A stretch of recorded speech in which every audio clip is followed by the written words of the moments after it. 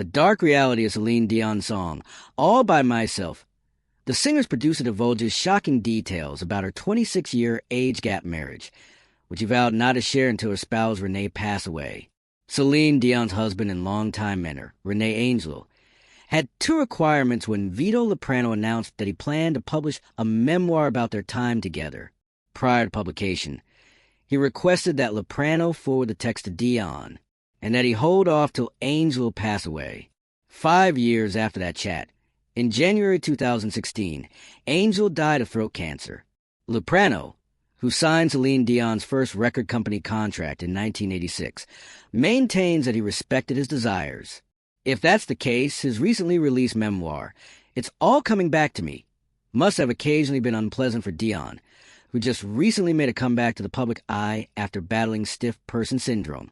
I met Celine when I was 30 years old, writes Loprano. She was 17. When she turned 18, we signed her. I was in the same rooms with Celine and René almost every day for 23 years. He served as the Star's executive producer for 21 albums, assisting in the development of the French-speaking, small-town ingenue into a worldwide celebrity. He was present for several of her greatest singles, such as It's All Coming Back to Me and The Power of Love. I drove all night, and my heart will continue. However, he and Angélil, who had been the driving force behind Dion's career since she was only 12 and he was 38, frequently disagreed, and the collaboration with Loprano finally came to an abrupt stop in 2010. He writes, "It was up to me to find closure myself because René never gave it to me." Writing this biography, in which he describes the exhilarating highs and intense lows of working with the erratic, passionately ambitious, and frequently dominating Angélil, surely contributed to some of that closure. The 26-year age difference between Dion and the manager who eventually married her has been extensively covered. He saw the young singer's extraordinary talent when they first met at the age of 12. To pay for her debut album, he even took out a mortgage on his home. Although Loprano discloses that they had a sexual relationship much earlier, their relationship officially became romantic when she was 19 and he was 45. He writes, "There were indications as early as 1987 when Celine was 17 years old.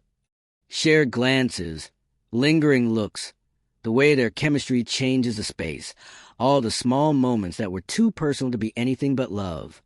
She would adoringly stare at René in the studio, defying the idea of a platonic artist-manager relationship."